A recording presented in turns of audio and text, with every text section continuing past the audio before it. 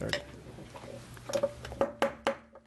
Good afternoon. The informational hearing by the Utilities and Commerce Committee on contracting practices at the California Public Utilities Commission is now convened. When I became chair of the Utilities and Commerce Committee, I said that we would do more oversight over the California Public Utilities Commission in order to ensure that the CPUC is doing the work that is expected of it in a manner that comports with good government. We've held hearings this year on the CPUC where we've learned about transparency and rules in state law with respect to communication with parties in a proceeding. At the first hearing in March this year, we asked the CPUC to provide copies of its email communications with Southern California Edison regarding the San Onofre nuclear generation station. At a second hearing in July, we heard presentations from a consultant retained by the CPUC and a governor's appointee to the CPUC about ex parte communications. Today, we are here to look at the CPUC's contracting practices. The CPUC oversees billions of dollars in ratepayer funds, and some of those funds are expended to retain consultants, procure power, provide energy efficiency services, and conduct research and development and demonstration projects. Today, the committee would like to know, is the CPUC following state contracting procedures consistently? Is the CPUC directing the utilities to award contracts to specific entities, and if so, why? Is the CPUC providing sufficient oversight of utilities contracts to ensure that ratepayer funds are used for their intended purposes? We'd also like to know what the legislature can do to improve the CPUC's contracting practices. I'll introduce the witnesses before we begin their testimony. Matt Bender is legislative manager for the Department of General Services, where he's worked since 2004. His area of focus is legislative issues related to procurement and contracting.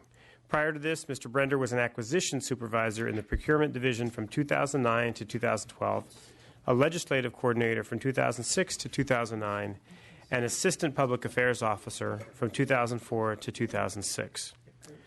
Ross Brown is principal fiscal and policy analyst from the Legislative Analyst's Office. His subject areas include energy, electricity, air pollution, and climate change. He holds a Ph.D. from the University of Minnesota in natural resource science and management. Michelle Cook is Deputy Director of the Administrative Division at the CPUC. Ms. Cook is responsible for all administrative operations of the agency, including information technology, human resources, budget, fiscal operations, procurement, and business services. Ed Howard is Senior Counsel for the Center for Public Interest Law. Mr. Howard is a recognized expert in regulatory and administrative law, stemming from his 10-plus years of experience litigating or appearing before a myriad of administrative agencies in high-profile manners, including the State Board of Education, the California Insurance Commissioner, the CPUC, and the California Coastal Commission.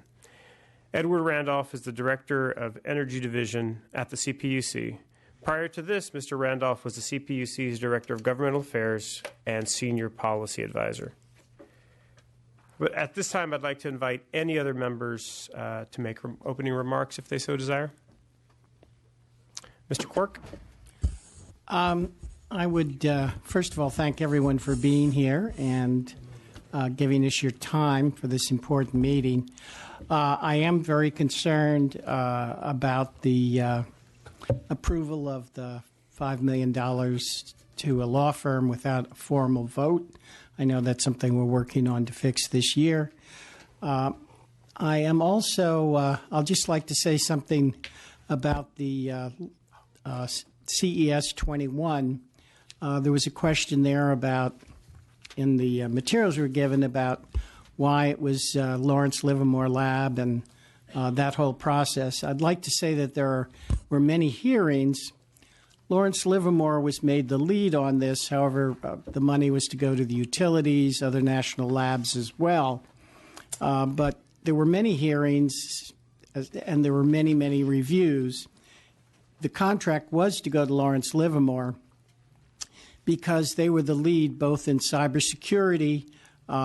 They work, in fact, with the NSA at a top secret level on this issue, as well as they're the only lab that has both supercomputing and an expertise in climate and in the energy area. The money that was done for CES, that was supposed to be for CES 21, which would have modeled the electrical system while looking at seasonal variations in climate, I think would have been very useful. That money was taken out of the budget by the Senate and concurred in by the Assembly that it wouldn't go forward, but I really think it was a real loss that research did not go forward. The research in cybersecurity is going forward, and I'm sure that will have a major return. Thank you. Thank you, Mr. Quirk. And would any other members like to make an opening statement? Okay. Would you? Okay, thank you. We'll begin. We'll sort of move this way around the table. We'll start with Ms. Cook. Ms. Cook, please begin your testimony. Members will take questions after the witnesses have finished their testimony. I just want to remind all of our panelists that there's a lot of you and a lot of us, so we'll probably ask a lot of questions. So if you can limit your testimony to 10 minutes, that would be great. All right, thank you. Good afternoon, Chair and members. My name is Michelle Cook, and I'm the California Public Utilities Commission's Deputy Executive Director for Administrative Services. With me today is Edward Randolph, Director of our Energy Division. I'm pleased to speak to you today about our contracting activities. Director Randolph and I have a short sort of tag team presentation, and we're happy to take any questions that you have.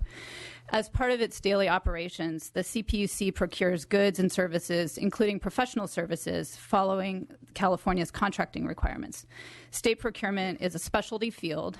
It is governed by the Public Contracts Code, the state contracting manuals 1 through 3, and contracts and procurement staff undergo specialized training. I'm going to focus on CPUC procurement of what are called personal services contracts. These are the various types of professional services like auditing, environmental, legal, economic, and evaluation services that we use to augment the work done by our state employees. When we engage these types of professional services, we do so using the different types of solicitation methods that are allowed under the state contracting manual. Prior to even beginning the solicitation process, we have an internal process for requesting the initiation of contracting. It's a contract request form that ensures that the division management of the requester and the budget control officer of the division have identified it as a priority and that funds are available. As part of the solicitation process, we maintain a separation of duties between the project manager, who's the person requesting the services, and the contracts officer, who is the person assigned to shepherd the process to a final contract. Different types of solicitations require different levels of competition in the process, and consistent with the state contracting manual, we follow those. At the CPUC, the contracts office is our in-house expert on the different solicitation methods and procurement processes, and they oversee the solicitation process to ensure that it is fair and following contracting requirements. We also have an assigned attorney who provides support to the contracts office when needed. Some types of solicitations, as specified in the state contracting manual, do not require competitive bidding. Specifically the legal services and expert witness contracts. However, the CPUC, as part of its internal business process, requires the project manager that requests the contract to conduct some level of market analysis, we call it a market survey, of potential vendors in order to assure ourselves that the rates for the requested services are fair for the ratepayers to pay. For solicitations that require competitive bidding, we follow the competitive bidding requirements. For those that don't, we go beyond what is required by the state contracting manual to do the market survey. We have an established signature authority with specified monetary thresholds that ratchet up the required level of review within the CPUC. Personal services contracts are generally signed by either myself or Executive Director Tim Sullivan, depending on the dollar value, or by one of my direct reports at my direction if both the Executive Director or myself are absent. I believe that the commissioners are considering whether to establish any thresholds for contracts for which they would vote whether to move forward on that contract, but currently we have no requirement for a commission vote on contracts. When we engage an expert witness, they work for us, and they often testify in CPUC proceedings about the subject matter that they worked on for us. It's typically on behalf of the division that engaged them, which is typically the Office of Ratepayer Advocates or the Safety and Enforcement Division. When we hire a consultant to perform evaluation functions for us, they may be called on to testify in a CPUC, federal, or legislative forum on behalf of the CPUC. These are normal functions of experts and consultants. I know you have a special interest in some of our legal services contracts. As I described earlier, when we engage a legal services provider, we go beyond what is required by the state contracting manual by conducting research and doing a simple survey of potential providers in the market about their experience and rates for that particular engagement. In some cases, we know that we have an immediate need for legal support, and we bring on a law firm with a contract under $50,000 in order to address that immediate issue, and later amend it once we have more clarity on the scope of the services that are required if it turns out that the $50,000 limit is insufficient. The initial under $50,000 contract does not require review by DGS, but it is noticed to the union that represents the attorneys for the state of California as required by the state contracting manual. If an amendment moves the total contract cost over that $50,000 threshold, then the amendment is reviewed by DGS's Office of Legal Services for compliance with state requirements, and it is also noticed to the union prior to execution. Amendments are a normal part of the contracting process, and we believe that all of our legal services contracts comply with the state contracting rules since they have been approved by DGS. The remainder of the briefing paper focused on utility activities and our oversight of those activities. So California's investor-owned utilities are not state governmental entities. They are private companies that are subject to regulatory oversight. Unlike many state departments who are direct service providers, the CPUC is not the utility operator or the provider of the utility service. Our role is as the oversight entities for the utilities, and the utilities are the direct service provider. I've asked Edward Randolph, our Energy Division Director, to speak about our oversight of utility activities that are discussed in the briefing paper. But before I turn it over to Director Randolph, I would like to just make one point about oversight. In the most recent budget, we were authorized a number of new positions to perform audits and reviews of balancing accounts. We appreciate the legislature's support for these positions. The new positions are crucial to our ability to effectively conduct our oversight responsibilities. And with that, I'll turn it over to Director Randolph. Thank you, Michelle. Good afternoon, Chairman Rendon and members. As Michelle said, I'm Edward Randolph. I'm Director of the Energy Division at the California Public Utilities Commission. I think the best way and the clearest way to address the questions raised in the staff background paper for this is to divide the contracts that the PUC oversees for the investor-owned utilities. These are contracts between them and third parties. Is divide them into three types of contracts. The first type of contract are power purchase agreements between the utilities and the third parties. We handle different types of power purchase agreements differently depending on the length of the contract and the type of resource of the contract. If it's a renewable contract or conventional generation or CHP, each one has a slightly different process. But in each case, it's guided by the statutory guidelines established by AB 57. AB 57 was passed in response to the energy crisis in 2001 in an effort to stabilize energy prices. In its simplest terms, it directs the PUC to establish upfront reasonableness standards for utility procurement contracts. If the PUC finds that the contracts are reasonable up front, the utilities are guaranteed cost recovery in their administration. In implementing AB 57, the PUC established a process where the CPUC sets the resource needs and upfront standards. Then the utility prepares a procurement plan, which is also approved by the PUC, and then it goes out and does solicitations for the resources. When it's done with the solicitation and is executed contracts, those contracts come back to the PUC for approval, in most cases through an application that is reviewed through a full proceeding, and in some circumstances through an advice letter for review by the PUC. The PUC reviews these contracts to make sure they meet the terms of the authorized procurement and that their value is reasonable compared to the other alternatives at the time. Because state law and the PUC rules provide that certain aspects of the utility procurement contracts should be kept confidential for a period of time after PUC review, the CPUC has developed a process to allow consumer groups such as TURN and ORA, environmental groups, and other non-market participants to review the full terms of the contract. This process includes providing information to parties that are willing to sign non-disclosure agreements, a procurement review group that is made up of the parties I've just listed, and the use of independent evaluators to review both the process in which the contract was executed and the contract itself and advise the PUC. If the PUC does approve the contract through its process, the utility still must track the costs of the contract, and the CPUC will review the administration of the contract before we authorize final cost recovery. The review, along with the review of all the, and this review is done in what's referred to as the Energy Resource Recovery Account proceeding every year. This is an annual proceeding that looks at all of the utilities' procurement cost over the course of the year and makes sure that they've been accrued consistent with the contracts and consistent with the PUC rules. The staff briefing paper points to a specific contract with a company called Solarin that would actually be a good example to use here to show how this process works.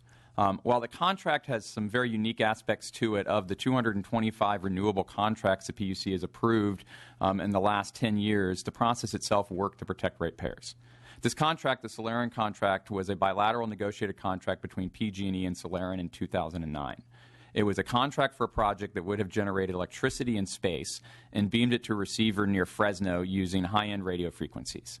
If the project would have been developed, it would have been able to provide base load or flexible solar power, something that would have had much higher value than photovoltaics, something that if those of you who are following the conversations about integration of the renewable resources know that we need more flexible resources. This is a project that could have provided that.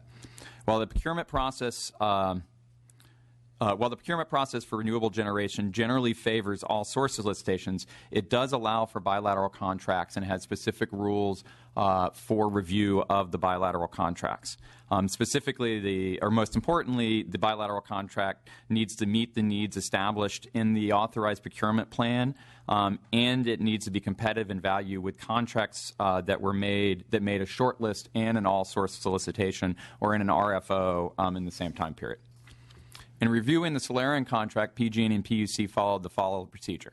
It was reviewed by the Procurement Review Group.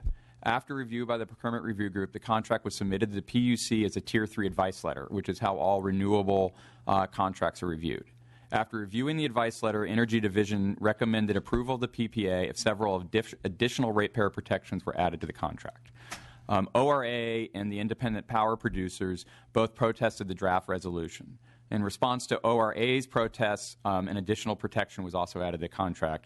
It ruled that the independent power producers' protest was out of scope of the contract. It was dealing with utility-owned generation. This was not a utility-owned project. The final approval of the contract was at a value that was competitive with other renewable contracts that had been executed that year. The contract provided that there would be no cost to ratepayers if the project failed to deliver power. The contract contained terms that prevented PG&E from allocating the expected output of the project to its compliance obligation unless it actually delivered. The final resolution was approved by a vote of the full commission, and I do have a copy of the resolution with me if anybody would like to take a look at that. Ultimately, the contract was terminated in 2002 due to the failure of the 2012 due to the failure of the developer to post the required collateral, and no ratepayer funds were ever spent on the project. While it is my understanding that the contract was signed by PG&E with some urging from former President Peavy, the process for approval was still followed to a T. The process allowed for full review by a number of outside parties through the PRG, and then comments and protest from some of those parties resulted in modifications to the final agreement to ensure that there was no ratepayer risk in the contract. The second type of contracts by the IOUs that the UNC staff paper discusses are for R&D projects. Here, we're mostly talking about a program that is referred to as the California Energy Systems 21 or CES 21. Assemblymember Quirk actually did a fine job of outlining the broad overview of that contract, so I won't spend too much time on it. The contract now is a statutorily authorized contract for $35 million to do research for cybersecurity and renewable integration. It is ultimately managed by a panel made up of PG&E, San Diego Gas and Electric, and Southern California Edison representatives with advisory input from the Lawrence Livermore Nuclear Laboratories. However, the statutory approved process is a scaled-back version of a $152 million program that would have included, beyond what's in the scope of this now, pipeline safety and a much broader look at some of those other resources. As noted in the staff background paper, that program was proposed by the utilities through an application that triggered a full proceeding at the Commission. The proceeding had significant involvement from stakeholders at the PUC, and the judge's final decision approving that project and the final decision approved by the commissioners were modified from the original proposal based on party input. While I personally had minimal involvement in that proceeding and no direct knowledge of the events that led to the utilities filing that application, it is my understanding that former President Peavy did recommend that the utilities work with Lawrence Livermore Nuclear Laboratory on the R&D programs. But once again, it should be emphasized that this program still went through a rigorous review process and a formal application before it was authorized. This application process that I discuss here is not a rubber stamp. And a good example of that is another somewhat similar proposal from PG&E to fund a solar technology incubator located in Silicon Valley that was rejected by a majority of the commissioners at roughly the same time period after CPUC or after PG&E submitted an application for approval of that project. I also have a copy of the decision that rejected that contract as an example of a review that does reject the application proposal. There are two other R&D programs that have been referenced oftentimes in relation to the utilities. However, both these programs are none of these programs are overseen by the utilities. One is the EPIC program. The other is the California Solar Initiative R&D program. The EPIC program is administered by the CEC, and the California Solar Initiative R&D program, which is authorized by statute, is administered and overseen by PUC staff and follows state contracting guidelines. The final type of contracts that I will discuss are contracts related to energy efficiency programs. And within these, there's three flavors. One is contracts for measurement, evaluation, measurement, and valuation contracts. The second is for energy efficiency service contracts for companies that directly provide energy efficient services. And the last type is for marketing and outreach. For the EM&V, for the evaluation, measurement, and valuation contracts, the PUC decisions have authorized up to $40 million a year in program spending. That's about 4% of the total EE spending in a year. Of that authorized amount, 72% is for CPUC-run EM&V, and 28% is for utility work that is necessary for them to design and improve programs. The money spent by the CPUC is authorized through the state budget, and those contracts adhere to state contracting rules, including DGS approval. The CPUC does not direct the IOU spending on their EM&V work. We do coordinate the EM&V work plan to ensure that there's no duplications, and we have specific rules on how the studies can be used once they are completed. For the contracts for energy efficiency program services, the CPUC has directed the IOUs to spend at least 20% of their EE program funds on competitively bid contracts excuse me, versus administering those programs directly. The policy purpose for this is to make sure you're developing a broad range of energy efficiency programs and not leaving it all in the bucket of the utilities. The PUC, again, does not directly direct or approve specific contracts under this area. Instead, the outcomes will be measured as part of the EM&V process to measure program success at the end, and then could be in that measurement process would then be key to whether or not the utilities get cost recovery on those projects and earn part of the risk-reward mechanism the PUC has set up for energy efficiency. The CPUC's audit division conducts an annual audit of these contracts to ensure that the IOU efficiency contracts comply with Commission policies. If they do not comply with the CPUC policies, we can withhold cost recovery from the contracts. Finally, there is one contract for managing the statewide energy efficiency marketing and outreach programs that is unusual in its nature. It's probably best to set this up a little bit to understand how we came to this particular contract. This is a contract to manage a statewide marketing and outreach program for energy efficiency, and it's a broad range of things. It ranges anywhere from radio ads and billboards to working with community-based organizations to reach out to their members to promote energy efficiency and help people learn how they can participate in these programs. The PUC had tried for some time to have the utilities jointly manage the statewide marketing and outreach programs with minimal to no success. Part of the problem there, in my own opinion, is the utilities have a split goal there between using that money to advertise their own goodness versus using that money to push energy efficiency. So instead, it was decided that it would be better to have a third party run these programs that wouldn't have the split motives. Unfortunately, it's happened at a time frame where we pulled the plug on the original utility statewide programs because it seemed to be hemorrhaging money without showing a whole lot of results.